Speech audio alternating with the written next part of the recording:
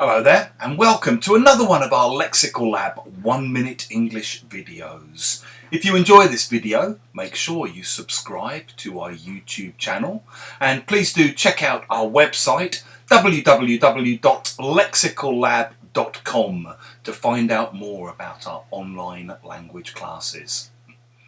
Yesterday I got chatting to one of my neighbours in the street, and as it's now June and the weather's finally picked up a little bit and we've got some glorious sunshine going on, I asked whether or not he would be going away anywhere this summer, what his plans for the holidays were.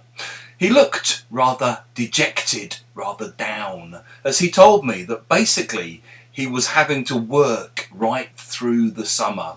He had some projects that he needed to get finished and he couldn't really see any way he could get out of that.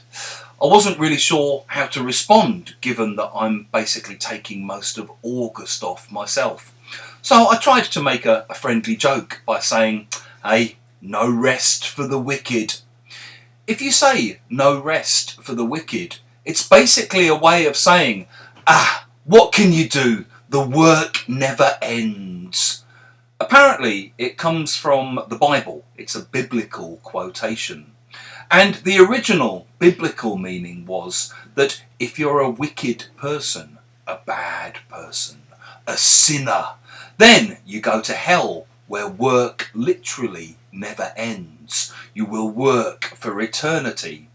These days, it's not used in this kind of religious context anymore. It's basically just used with friends to show a little bit of sympathy or a little bit of self-awareness when somebody has to work but they don't want to.